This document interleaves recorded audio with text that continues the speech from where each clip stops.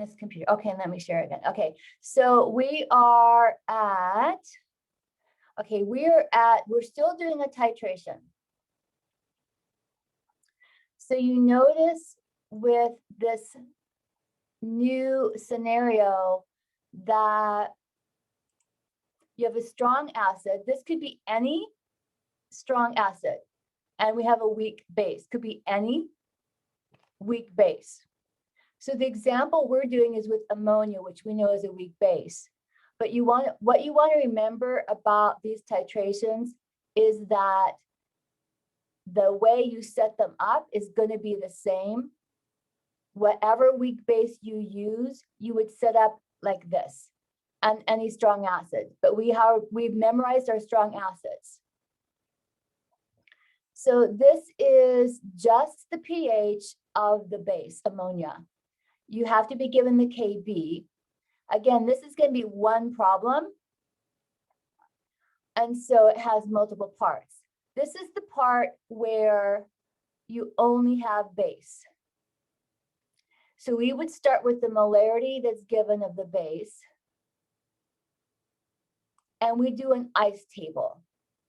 We add water.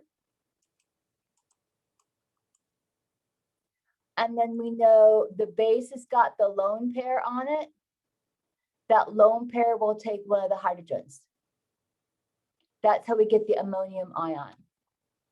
So initially we have 0.05 molar of base. For the water, just kind of ignore that. 0 ammonium, 0 hydroxide. We do our change, minus x plus x plus x. Remember, for a 0, you always have to gain. So 0 molarity, it has to be a plus x. And then we do our equilibrium. So now we have our ice table. We set up our Kb. We assume this x is small to simplify it. We solve for x.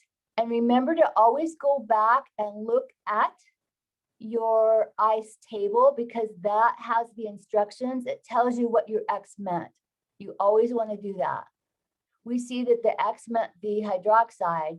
We can use our POH equation to get the POH, and then use our pH plus POH to get the pH. So I'll just let you have some time to copy this down.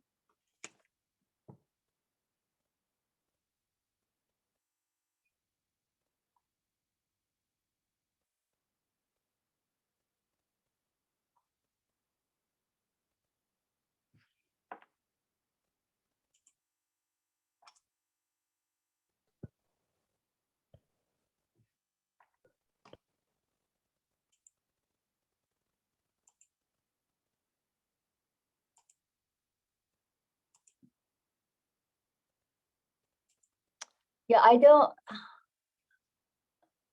Okay, whatever this, where you go? Okay, this is a whole new category. We're on 1A, and we're on titration of a weak base with a strong acid. Should be page 54.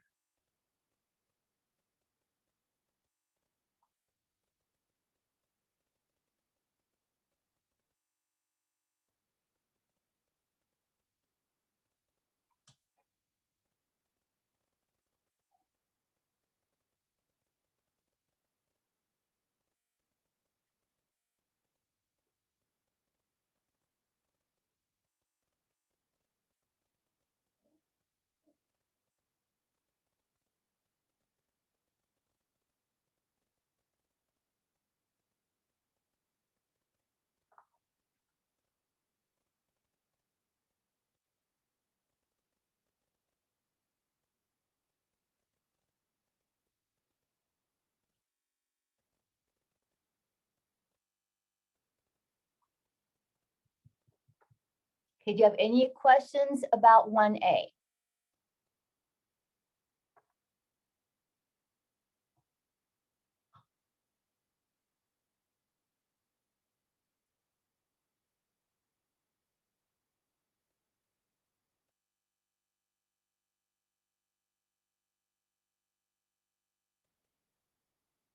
Does anyone need more time copying it down?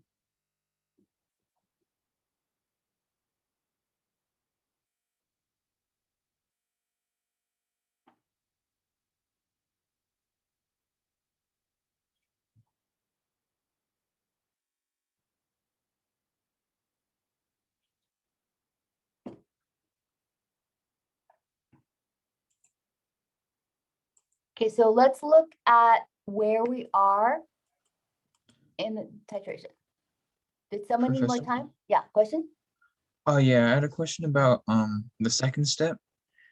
How we know that when you assume that x is small and you solve for x, that we can just assume that it equals the molarity of OH. Oh, I'm not assuming anything.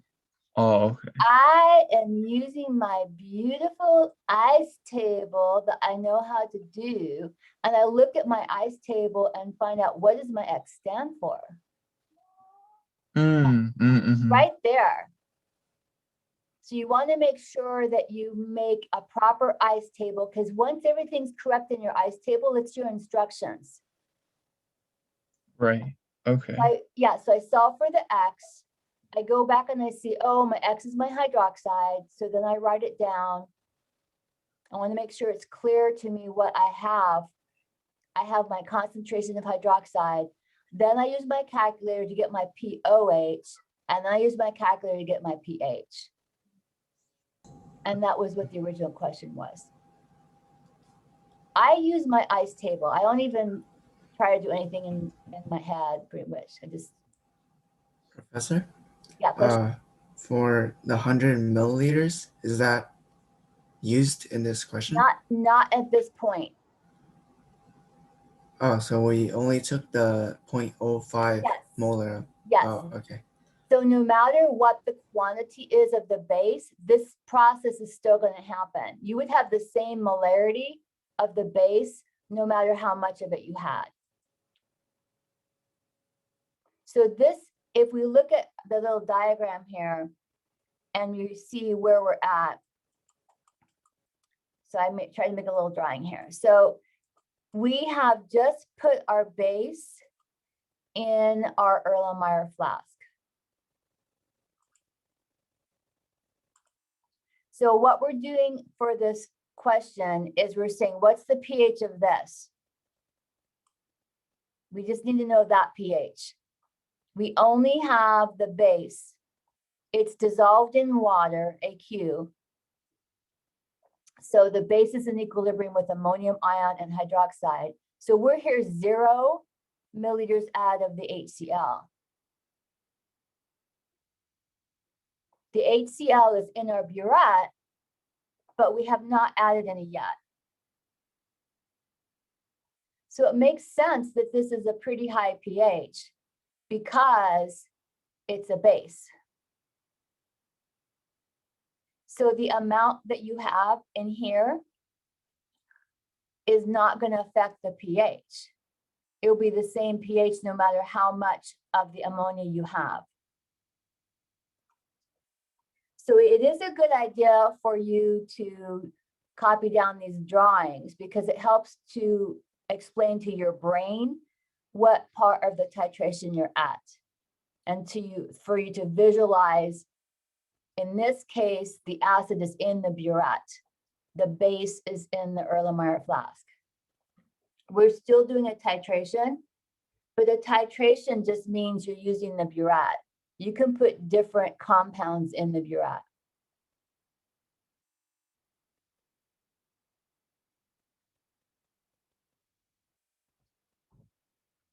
Okay, so other questions about this very first part?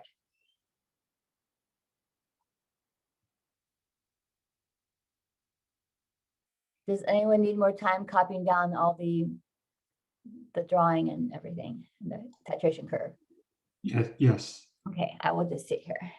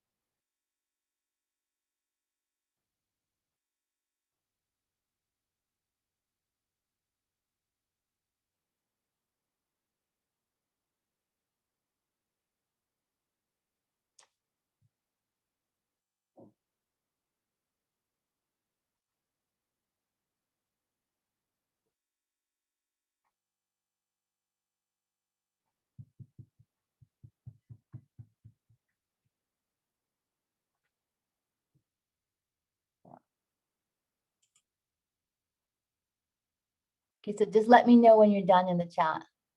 Now that I know how to do the chat. Oopsie.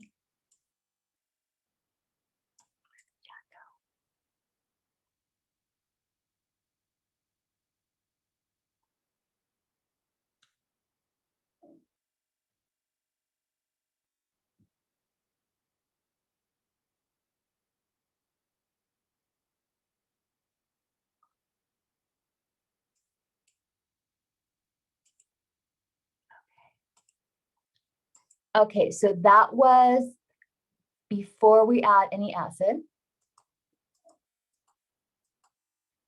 Okay, so don't panic.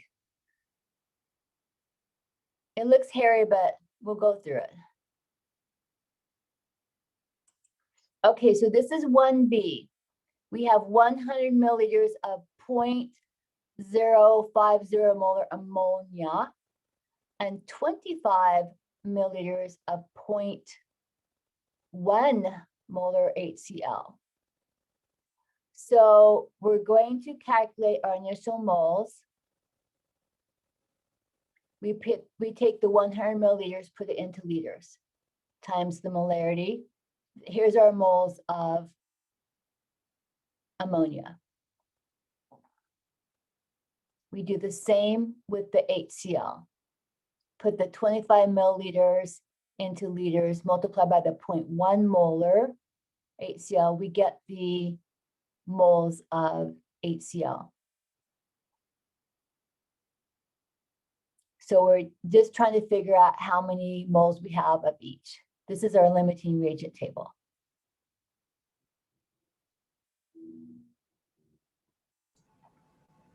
Is the 0.1 liter 100 milliliters? Yes, I Oh, just, you. yeah, Oh, okay. yeah. So there's our volume. We need to change it to liters.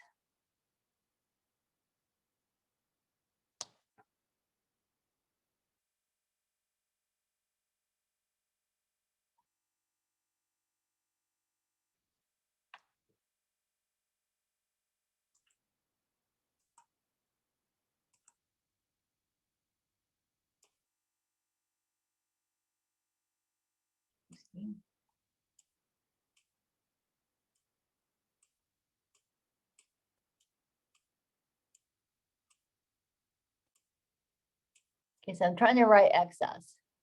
Oh my God.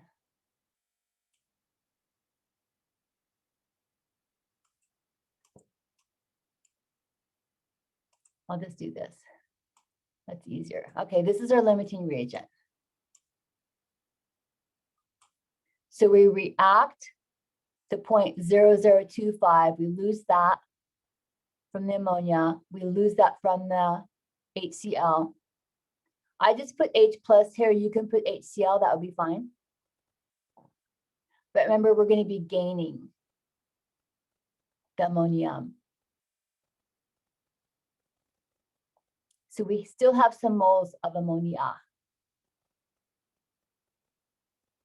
We used up the HCl, and we have some ammonium.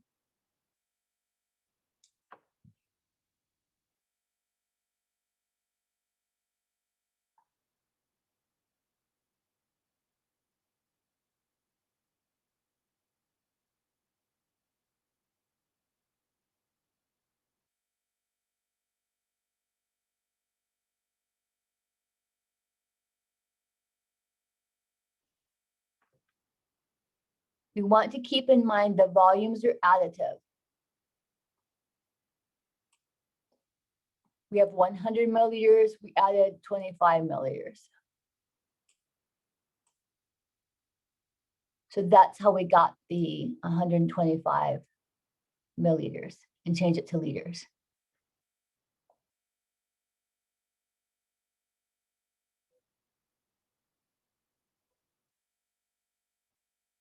We convert to molarity for the ammonia and a molarity for the ammonium.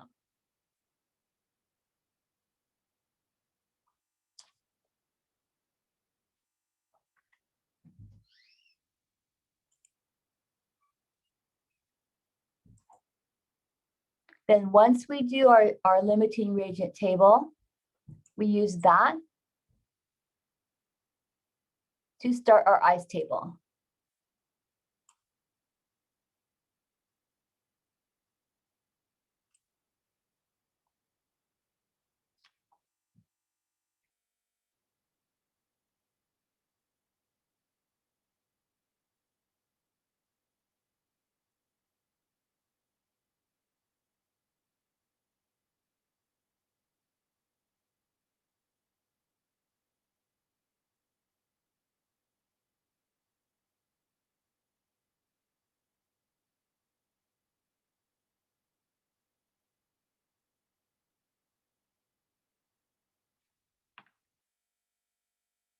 We do our ice table like we normally do, minus x plus x plus x.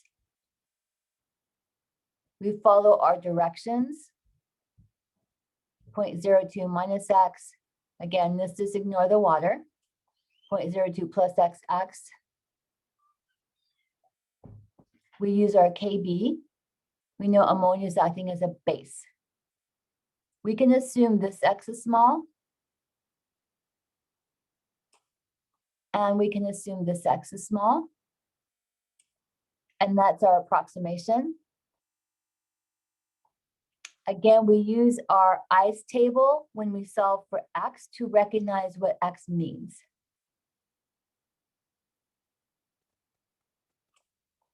It means hydroxide, we get a POH, and from there a pH. So I'll give you some time to make sure everything's copied down.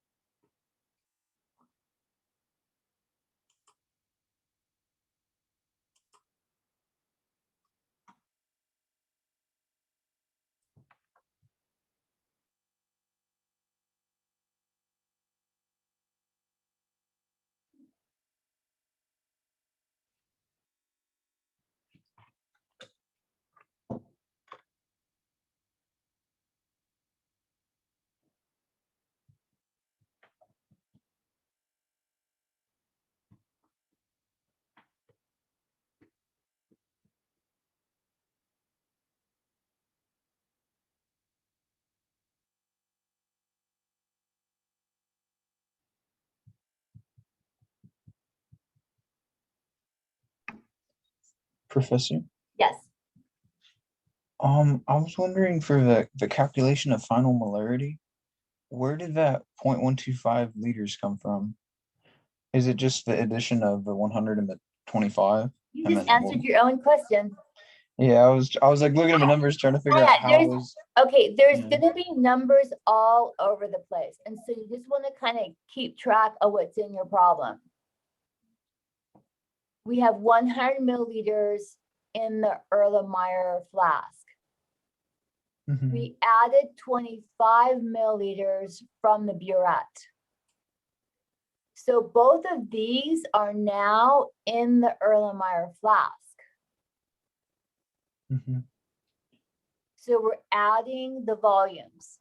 So how much volume do you have in the Erlenmeyer flask? By the end of it, it'd be 125 milliliters. Yes. Okay. Because when we calculate our molarity, we're always going to do moles over volume in liters. Mhm.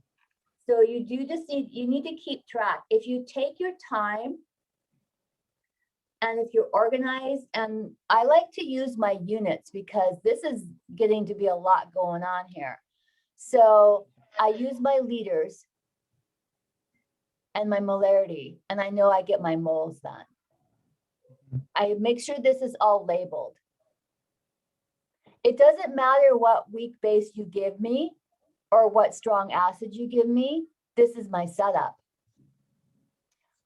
I have to give you the KB. There's too many KBs. You can't memorize the KBs. Mhm.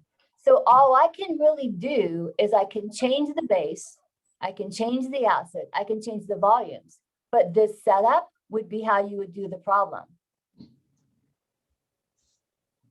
Mhm. The variations would just be different weak base. Give you methylamine instead, give you a different KB. Mhm. But the setup is the same. That's what's really nice about these.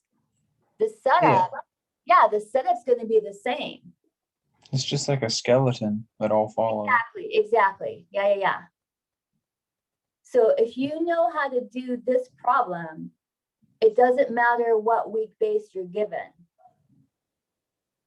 It doesn't matter what strong acid you're given. Mhm. That's just Yeah. kind of like a fluff detail at that point. I don't know if that's a technical term. Yeah, students get intimidated by these problems, but after you do them, you see that the setup is identical. It's just the numbers that change. Or say I gave you pyridine instead. Pyridine's got that nitrogen with the lone pair in it. It's a weak base. Mhm. So yeah, you're right. This is like the skeleton for sure. And it makes sense that our pH is going down because we're adding acid. Right, yeah. By the way, Professor, when we're doing the ice table for the molarity, Mhm. do you think there's a pattern on how like it's plus H2O? Yeah, so if this is a weak base, you can always add water. You could do that for weak acids too. So either a weak base or a weak acid, you could always add water. And then you just have to be careful what you get over here. So yeah, definitely a pattern. Just throw some water in there. Oh, Because we want the weak base to have this H plus to take to get the ammonium. So yeah, that's definitely a pattern. Okay, does anyone need more time copying this down? It's just a limiting reagent table. We've done those before, and we've done a gazillion ice tables. And then we know how to set up the KB.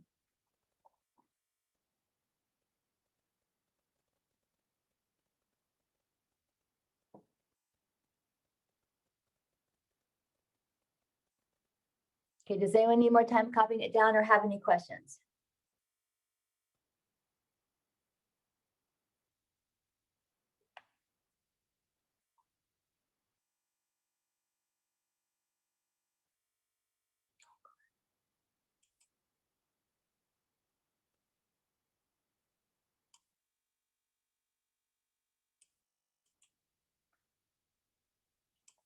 Okay, so that was part B, or question 1B.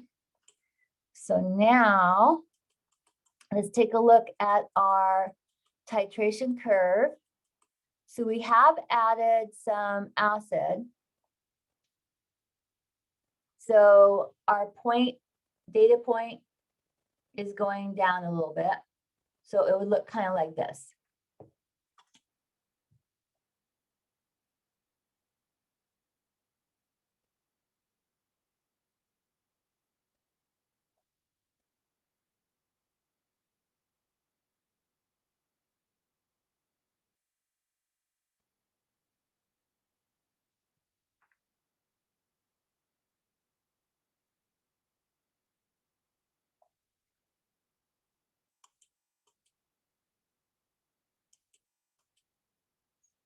Okay. So now we're on 1C. It's still the same question. That should be milliliters. So 50 milliliters of HCl is added to 100 mils of the ammonia. So the molarity of the HCl is what's in the burette.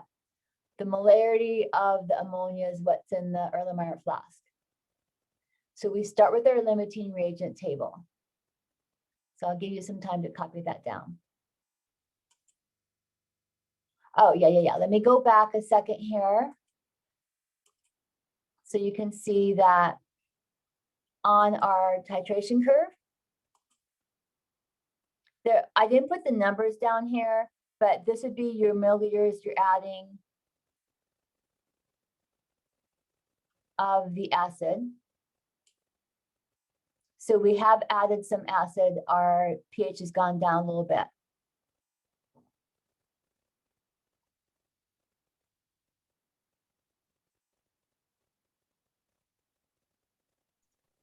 We have a message from chat. They said to go back to the graph. That's where I'm at. This is the graph. This is the pH, this is the titration curve.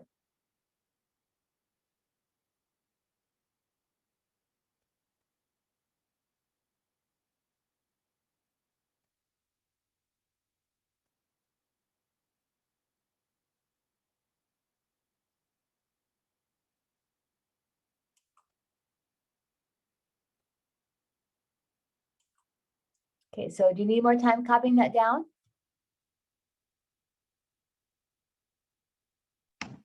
No, I got it. Thanks, Okay, Professor. excellent.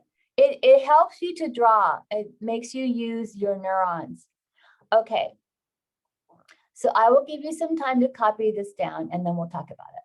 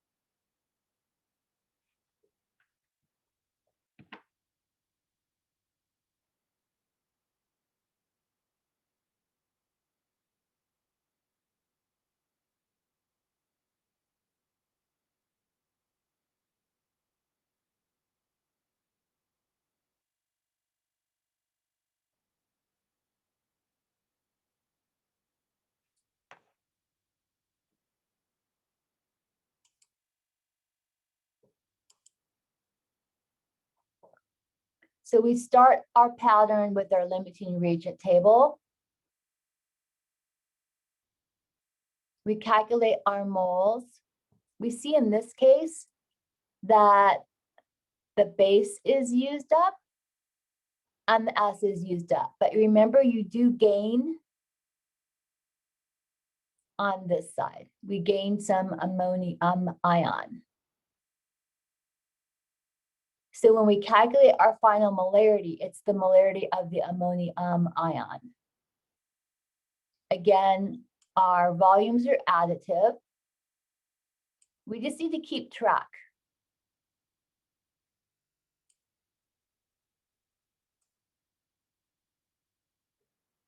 Okay, so we're adding those volumes. That's how we get the 150 milliliters. So all we have at the final is the ammonium. We recognize that ammonium would act as an acid. So for our ice table, we have ammonium ion initially 0, 0. And then remember, you always have to gain from a 0. So minus x plus x plus x. We follow our ice table through, but now we have to be careful.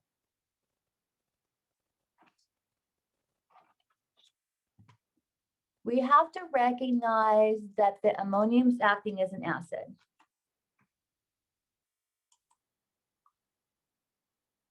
If it's acting as an acid, you need a Ka.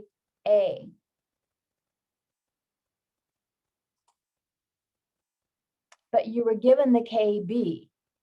So now we need to use our equation Ka times Kb equals 1 times 10 minus 14. So we can get a Ka for our ice table.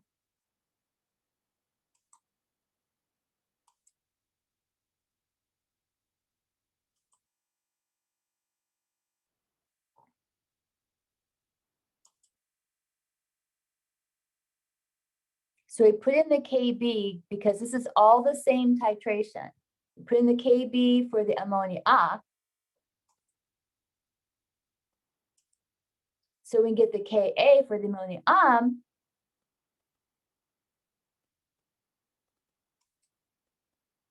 And now we have our ice table. We set up our Ka. We assume the x is small. And again, we have this beautiful ice table. It tells us what the x means. You want to use that. So we notice in our ice table, our x is our hydrogen ion. So we can go straight and get a pH.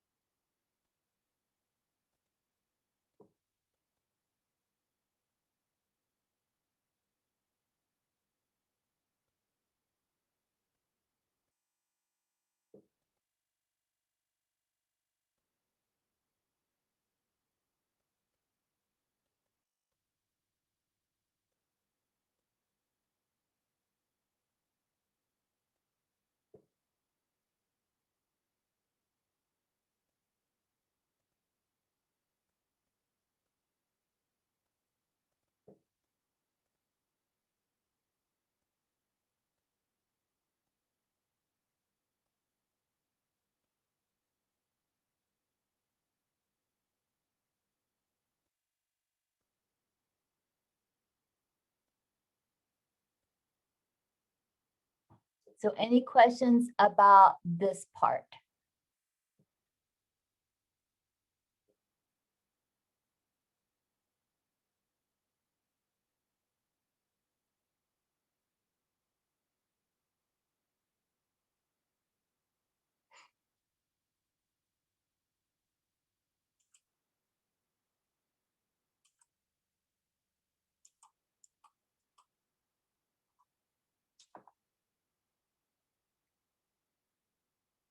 Does anyone need more time copying it down?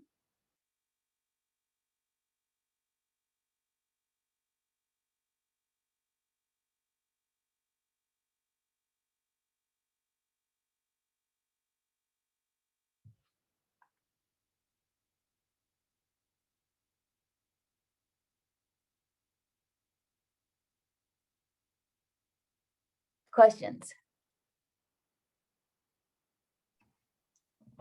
Me again.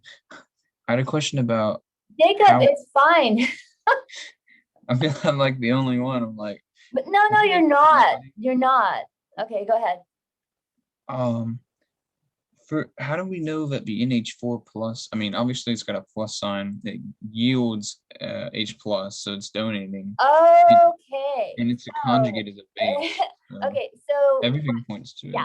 it. Okay, so let's take a look at what's happening here. So what you're asking me about is a chapter 15 question. Mm-hmm. Like how to identify it. Yeah. Exactly. So you absolutely must memorize your strong acids. Again, there's going to be more strong acids that you'll learn, those of you taking organic chemistry. But for now, we're going to stick to the most common strong acid. So you recognize that's a strong acid. So that's going to react with your base. You Mhm. recognize that this is a weak base. Oh, I see. Okay. But also, let me type in here. I think it'll make more sense if I type it. I need a little bit of room here. Okay. Okay, what is happening in this? Oh my goodness. Okay, what is happening in this chapter is we're combining elements from the equilibrium chapter. Chapter 15 has got a lot of information in it, and we're using it. Okay, so this is a base. Mhm. And then I want to make sure I don't write. Okay, let me go up here. This is an acid. Okay. Okay, so we recognize that because we memorized the strong acids. We know this is a weak base. How would we call this? Like, what would the term we would use for this? Would you say weak acid or conjugate acid? I would just go ahead and call it a conjugate acid. Mm-hmm. So if this is the base, that's its conjugate acid. But So if since it's it's a a weak, yeah, and it's weak. It's a weak acid. oh, because I thought NH3 was a weak base, so weak It bases. is okay. So NH3 is kind of in that gray zone. It's a decent Oh. base. It's a pretty. It is technically classified as a weak base, but it's not a super weak base. It's a Mm-hmm. decent base. Right, because a weak base would yield a strong acid, but Right. But because what we kind of did is made it cut and dried. It's not that simple. Like the weaker the base, the stronger the acid. That's really more how it works. But ammonia is a pretty decent base. So I would call a good base. And then therefore this is a weak acid. Yeah, we made it kind of black and white just so that your brain can handle it. Because otherwise there's to quantify it gets a little bit tricky. So I would call this a good base. And then I would know that this is a weak acid. And it's perfectly fine to call this a good base.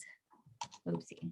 So that's a good base, then this would be a weak conjugate acid. Mm-hmm. So that's really how this system is working. You have a decent base, therefore a weak conjugate acid. And now that I know it's a conjugate acid, and the other way I would know it's weak is it's not in my list that I memorized of strong acids. Right. Mm-hmm. And that way, when I'm starting my table here, I would know this is a weak acid.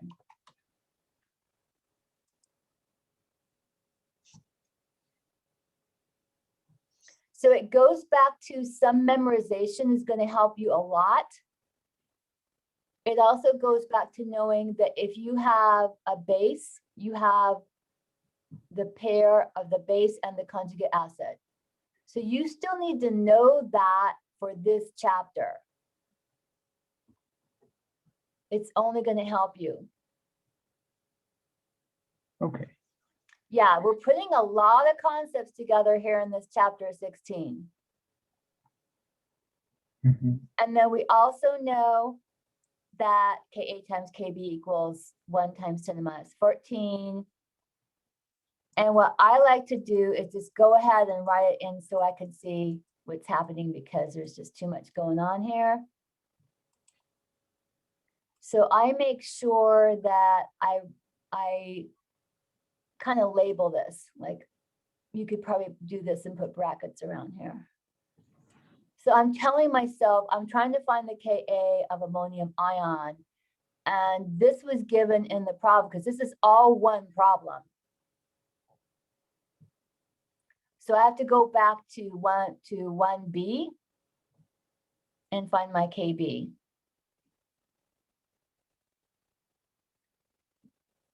So I solve for my Ka and I tell myself, this is my Ka for ammonium ion. And I know that this ice table is for ammonium ion. So I label everything. Otherwise, it's really easy to get lost. Professor, is for the 1C, is it supposed to say HCl on the table, or is Oh, H- I just got lazy. Okay. You can put HCl here. I recognize since chloride was a spectator ion, I kind of didn't care about chloride.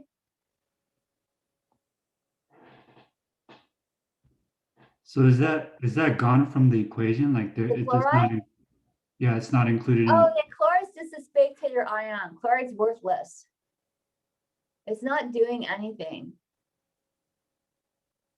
I just simplified it. You can leave it. You can leave the chloride in here. And then over here, if you want, then you can go ahead and have the chloride also so you can keep track of it.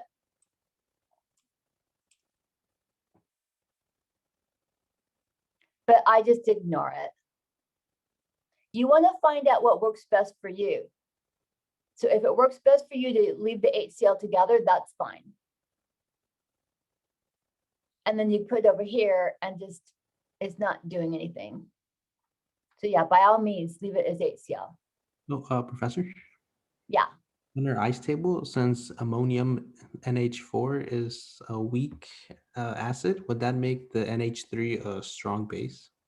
It doesn't quite qualify as a strong base because of its Kb. Right. So it's okay. If we look at the Lewis structure, that kind of will help us. I can do that. Okay, so we look at this. When we see 10 to the minus 5, then that's not going to be a strong base. What value or like exponent value would you think qualifies as a strong base? Oh my goodness. Oh, I would start with hydroxide. Oh, okay. Yeah, anytime it has something here to the negative value, it's starting to be a weak base. It's still a good base though, because if we look at ammonia, it's got that beautiful lone pair. It's our Lewis base, and it's our example for a Lewis base. So what we've been trying to do to help you categorize is we've been saying strong or weak. It's not quite that clear cut because this does classify it as a weak base, but it's a really good weak base. Okay, I see. That makes sense. Thank you. Yeah. Okay, so now we used up all our ammonia and we used up the HCl. We have the ammonium, and that's where we start our ice table. Once we get the ice table, then we're kind of home free because we just figure it out and then use our ice table to tell us what the X meant. So we're doing the limiting reagent table first, then following that with the ice table.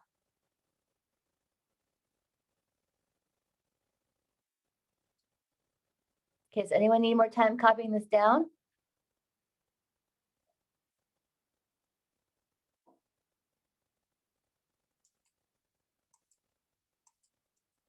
Okay, we're still on the same problem.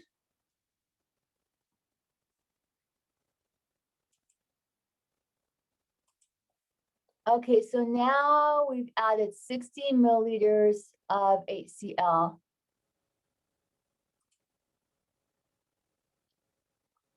We have our same base. So we do our calculations of moles for each.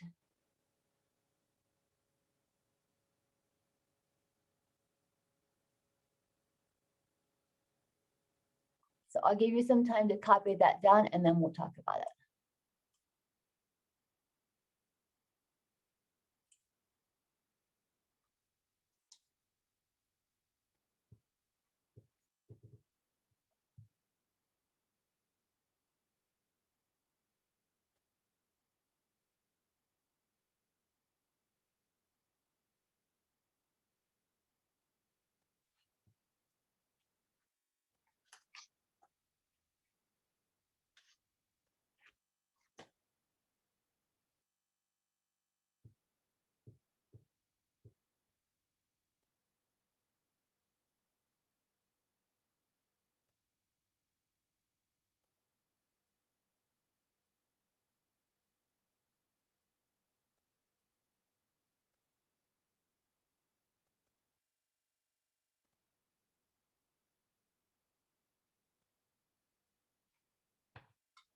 Oh, I see. I shouldn't have had anything here.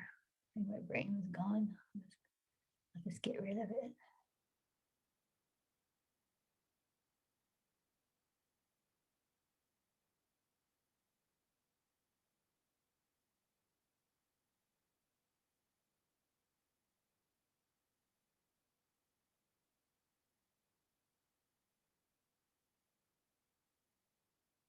It's gone.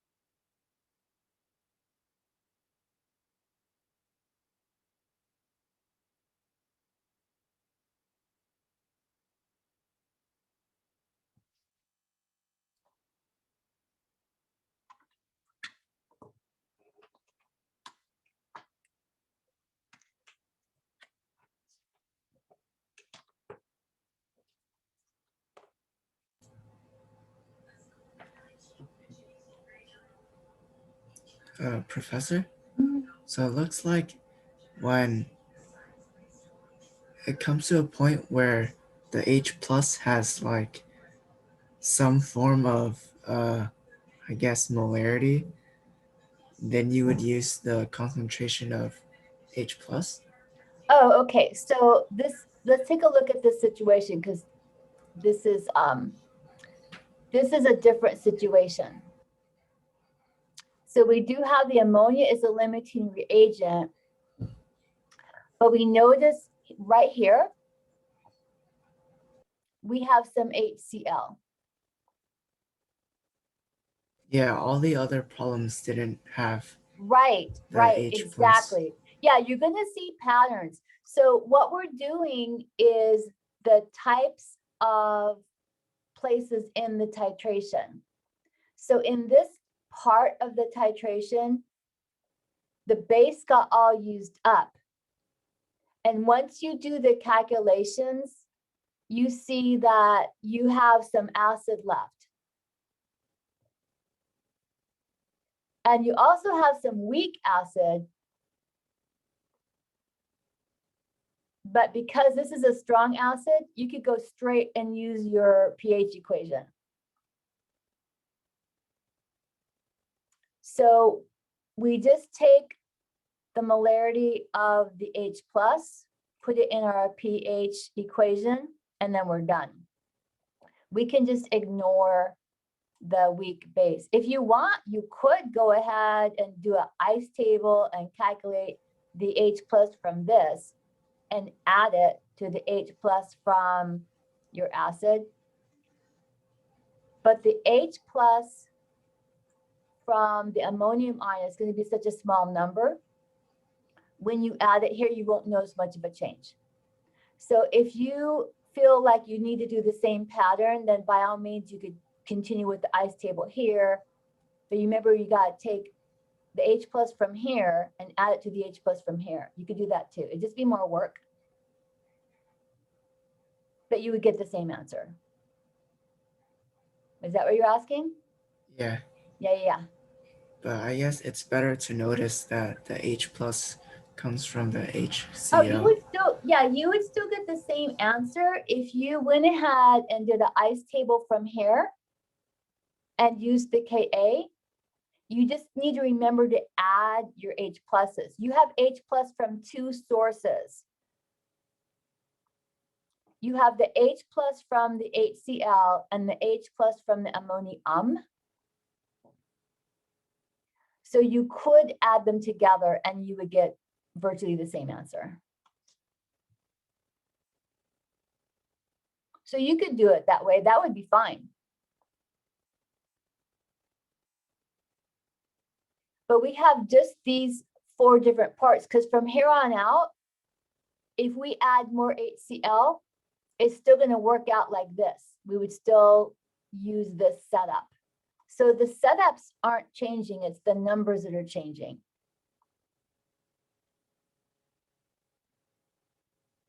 We have to still start with the same amount of base because that was in our Erlenmeyer flask. We're adding the HCl from the burette. So this number keeps changing.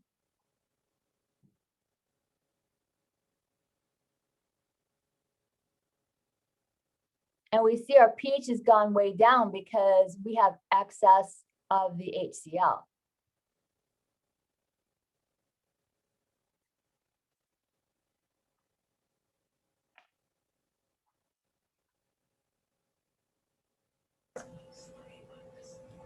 So at this point, the titration is over. Yes. Yeah, we're getting to that plateau.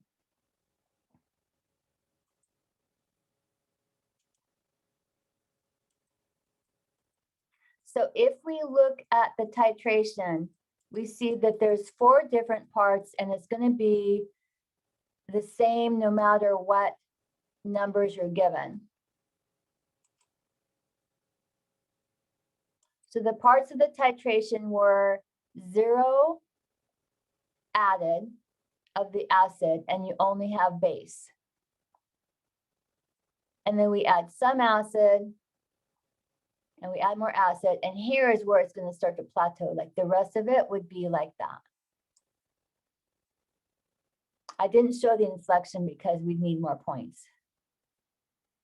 But it kind of it actually kind of looks more like that if you have all the data points.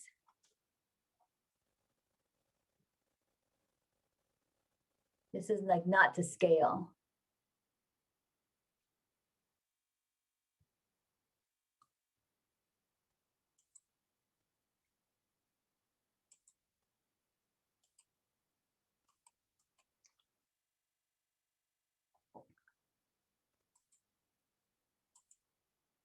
Okay, so I want to make sure everyone is clear about this. Okay. Oh.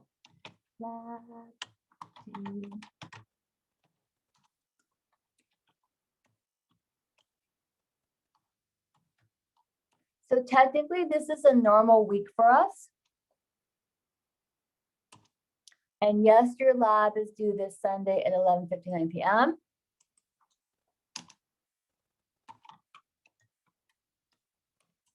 Thank goodness.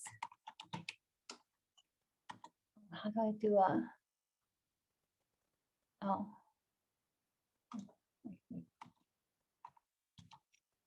Oh, that was supposed to be happy face. Okay.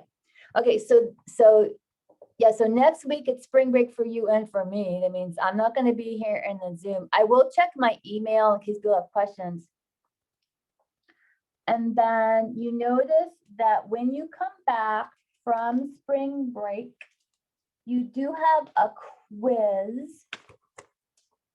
You have your quiz 5, but what I did, because chapter 16 is so huge, your quiz 5 is only on sections 16.1 to 16.5.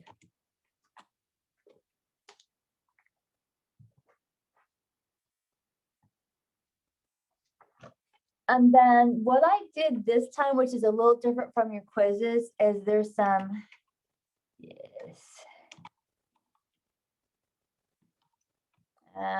There's some conceptual multiple choice questions. Oh, why is everything capitalized? Because we have a lot of conceptual in this chapter. So I did include in your quiz 5 some conceptual multiple choice questions I see. And then there is one show work problem.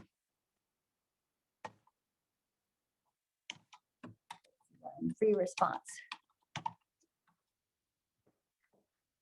The conceptual questions are like, there's just a lot of them. So you're gonna wanna go back and look at your lecture notes to study for the conceptual questions. But I did look at what we discussed in lecture for the conceptual questions. And then of course it's on Monday. Okay, so questions about, oh, wait, someone in the chat. Wait. No, they're not tricky. Yes, okay. So when I write the multiple choice questions, I open up your book and I take, so I look at my lecture notes too. Sometimes I'll read through our guided lecture notes and I'll think, oh, yep, well, that's in the lecture notes. So let me make a question out of that. And then again, so for chapter 16, I did focus on the sections 1 through 5, but what I did was I looked at the back of the chapter and I looked at the keywords, but I only kept to the keywords in sections 1 through 5. Of course, key equations you have. And then again, for learning objectives, I just kept to the learning objectives for 1 through 5. So for the learning objectives, I stopped when it said choose an indicator given the acid and base species used in a titration, section 16.5. So everything for the quiz, I just kept to section 1 to 16.5. And then beyond that, I did not put that on the quiz after spring break. And then sometimes, whoops, oh my God. Okay, and sometimes what I do is I kind of flip through the chapter. Ooh, okay, so I flip through the chapter and I look at the figures and I think of questions. So in other words, there are figures throughout, oh, that's another one. There are figures throughout the chapter. Ooh, there's another one. I put into words questions about the figures. I do that a lot too.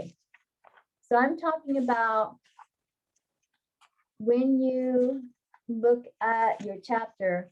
So in other words, you don't have to read everything in the chapter, but you're going to want to flip through it because you're going to want to practice more problems for sure. And same with the ebook on your lab archives is also a good source to practice problems. You definitely want to practice doing problems. So you can see there's an example 16.1. I would do that. I would do all the examples in here. But I also would look at the figures. There's a figure 16.1. I get inspiration from the figures in your book. There's a figure 16. I must have skipped it. Figure 16.1. Figure 16.2. That one I didn't get any inspiration, but anyway. Figure 16.3. Some of them are kind of like, I don't know how I get inspiration from them, but some of them I do get inspiration from the figures in the chapters. So you'd want to flip through those also. Because that's how I figure out multiple choice type questions. And there's quite a few figures, but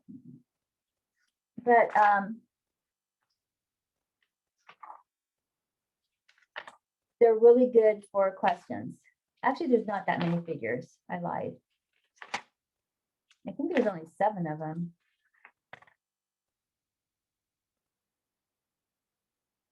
But if it gets to a figure where it's not talking about acids and bases, and like, okay, well, that wasn't, it's not in that section. Oh yeah, I'm going too far. So just look in the figures for sections 16.1 to 16.5, because that's also a source of inspiration for me to write the multiple choice questions.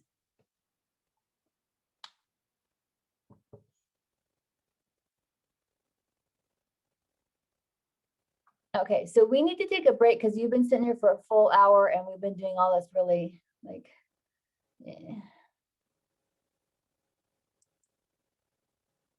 So let's take a 10-minute break. Let's take a break till 10:20.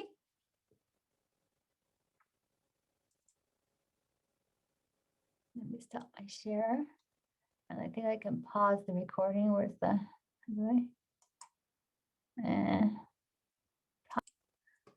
okay, so we're going to take a look at, oh, I forgot to share my screen. Okay.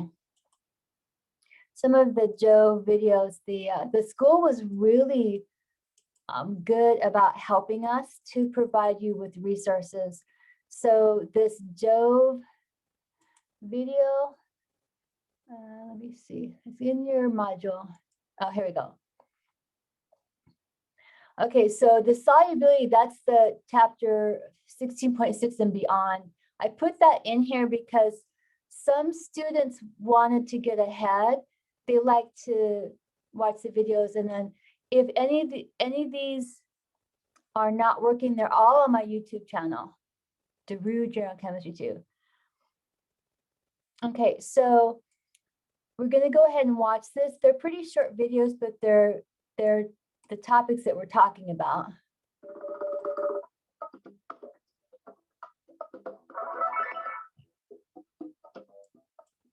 The pH meter is an electrical device that determines the acidity or basicity of aqueous solutions, one of the most commonly monitored parameters.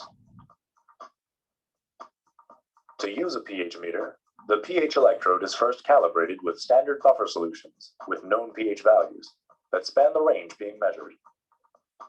To make a pH measurement, the electrode is immersed into the sample solution until a steady reading is reached. The electrode is then rinsed after each sample and stored in a storage solution after all the measurements have been completed. This video will demonstrate how to calibrate a pH meter and obtain pH measurements, as well as offer a few tips on handling the fragile electrode.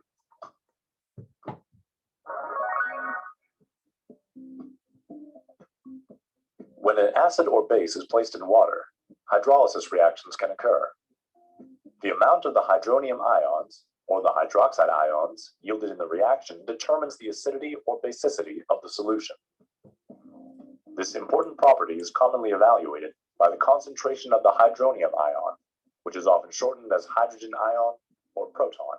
For most solutions, the hydrogen ion concentration, expressed in moles per liter, is very small, so a more practical quantity, pH, has been introduced. pH is defined as the negative logarithm of the molar concentration of the hydrogen ion. The pH scale ranges from 0 to 14.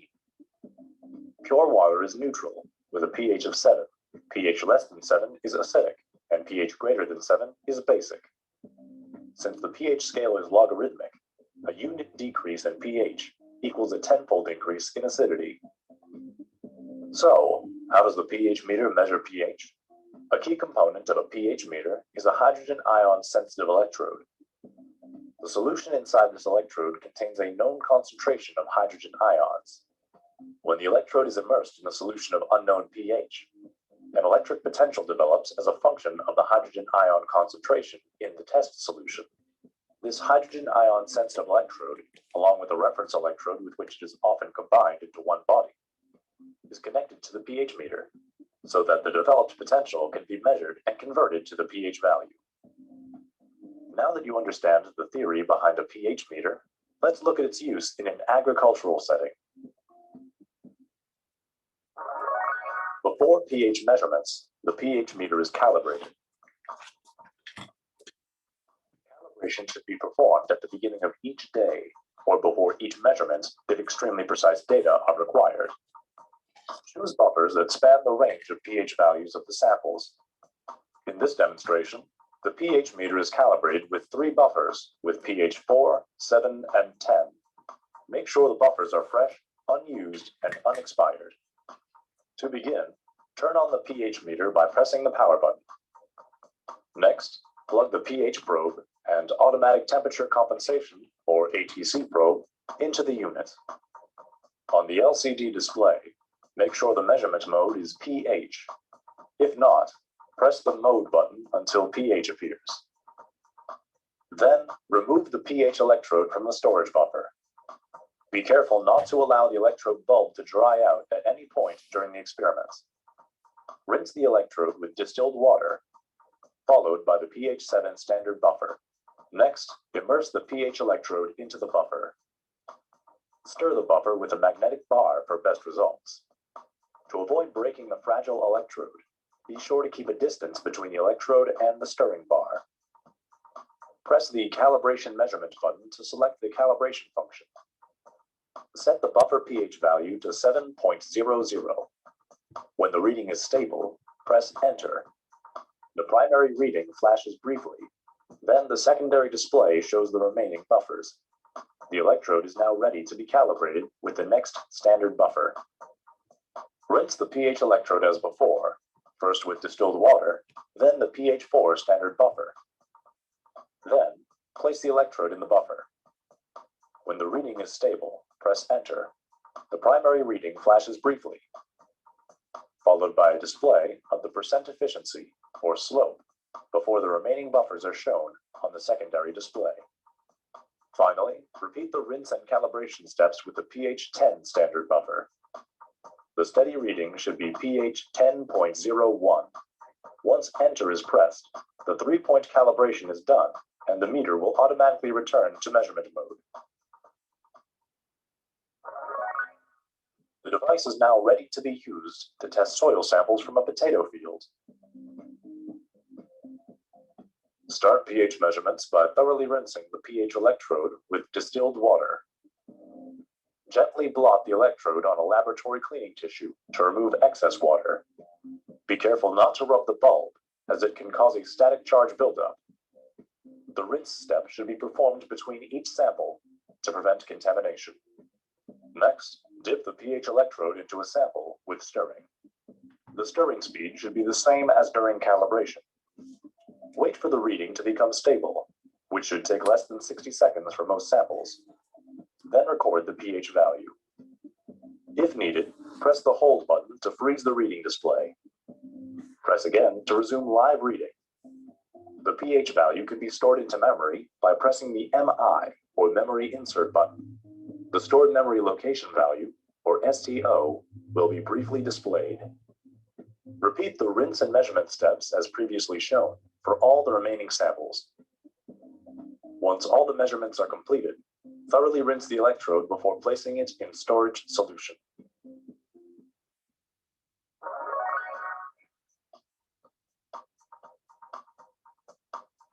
In this experiment, the pH of multiple soil samples from agricultural fields was measured. pH has numerous effects on crop growth, including nutrient availability, toxicity, and disease control. Different crops have pH ranges of optimal growth. By controlling the pH, disease can be minimized while increasing yield. The soil samples were collected from 5 potato fields under different cropping rotation practices, with or without groundwater irrigation. Groundwater irrigation consistently increased soil pH in all 5 fields.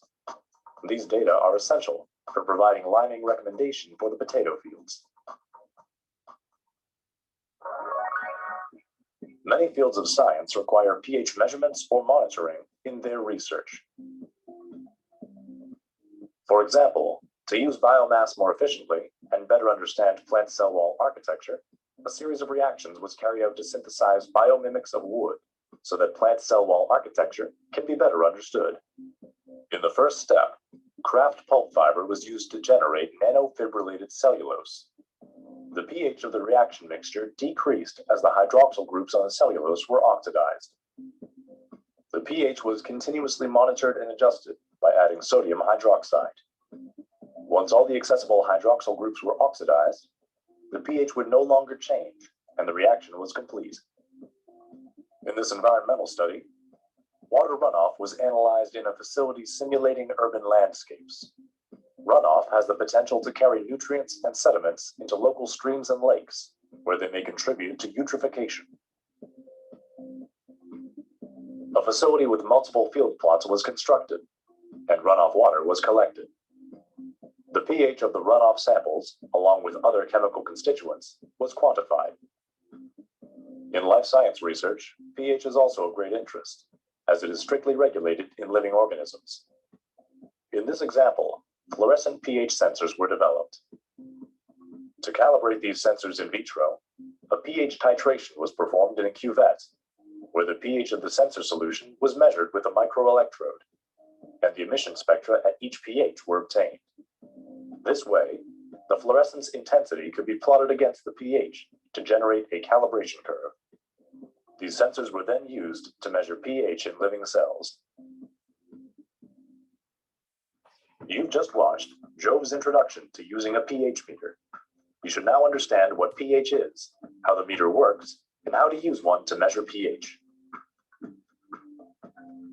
Thanks for watching. Okay, so now we know how to use a pH meter. Okay, and then this is what we've been talking about in the chapter 16.1 to 5. So we're going to watch this too.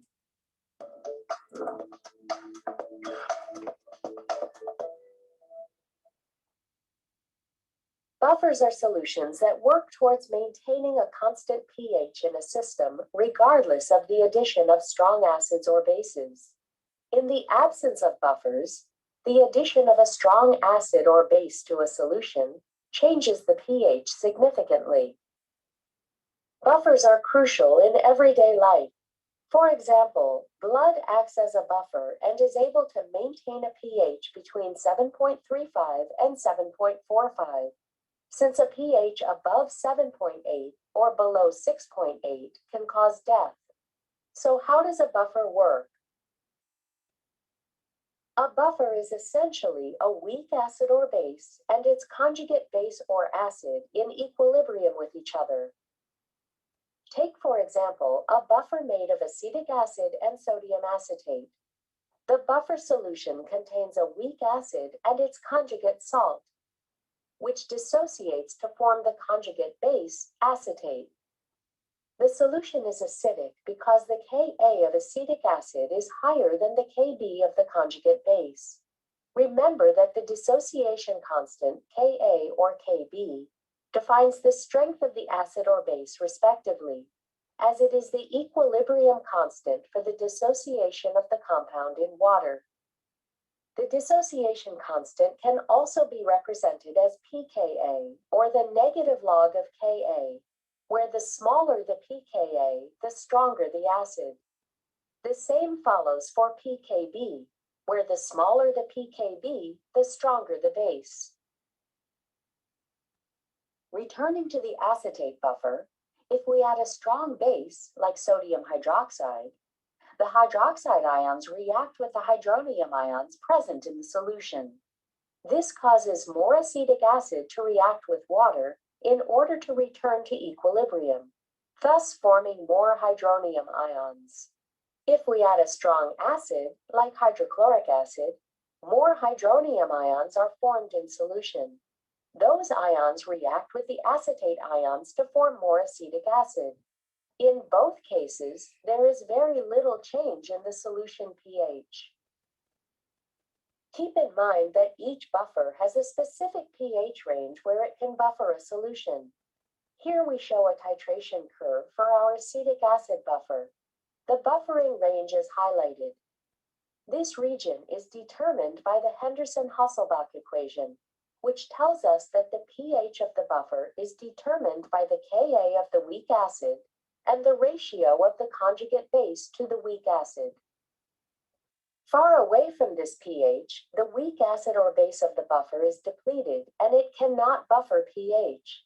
So when selecting a buffer for your application, choose one whose pKa is close to the pH desired.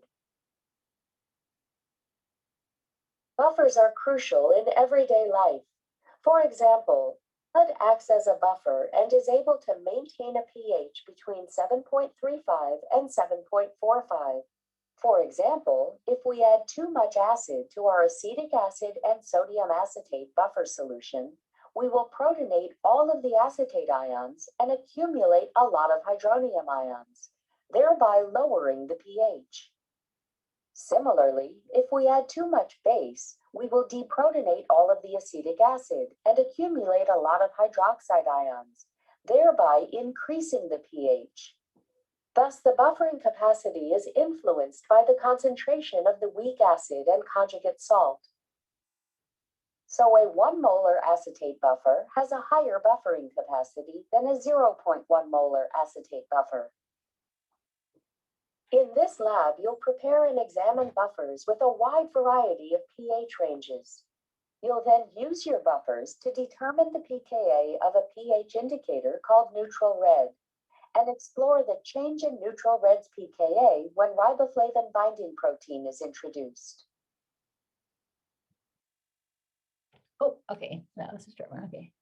There's some good information in there. Okay, and then this is also part of the chapter 16.1 to 16.5, the common ion effect. So we're gonna watch this. Acetic acid, a weak acid, partially dissociates in solution to produce hydronium and acetate ions, while its salt, sodium acetate, dissociates completely to produce sodium ions and acetate. Both acetic acid and sodium acetate have the acetate ion in common. When sodium acetate is added to an acetic acid solution, it increases the total concentration of acetate ions and disturbs the equilibrium. To counterbalance that change, the equilibrium shifts to the left and causes production of acetic acid until the equilibrium is reestablished. In this case, the presence of the common ion results in the decreased dissociation of a compound. This phenomenon is known as the common ion effect. The common ion effect can be explained with the help of Le Chatelier's principle, which states that a change in the concentration of the reactants or products at equilibrium will cause the system to shift in a direction that counterbalances the change. The pH of a 0.050 molar ammonia solution is 10.97. If 0.040 molar ammonium chloride is added into the solution, the new pH can be determined using the base dissociation constant of ammonia and an ice table. Ammonium chloride ionizes completely to produce 0.040 molar of both ammonium and chloride ions. As chloride ions are pH neutral, they can be ignored. Ammonia partially dissociates to produce ammonium and hydroxide ions. The Kb for this reaction is 1.76 times 10 to the negative 5 and is equal to the concentration of ammonium times the concentration of hydroxide divided by the concentration of the ammonia.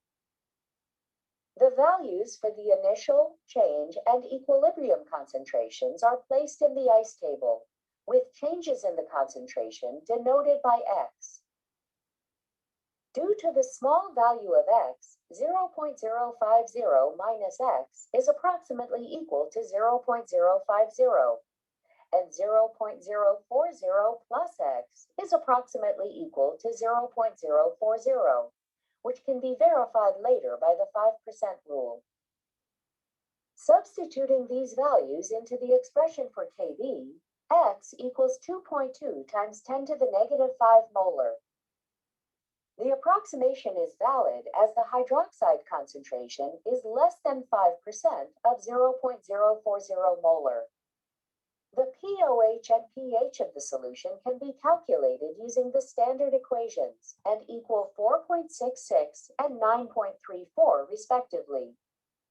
Therefore, the presence of the common ion, ammonium ion, causes decreased dissociation of ammonia and thereby reduces the pH of the solution from 10.97 to 9.34. Okay, that was perfect. That's everything we've been talking about. Okay. Okay, so let me go back and find. Where's my view? Okay, so we've covered everything in the section 16.1 to 16.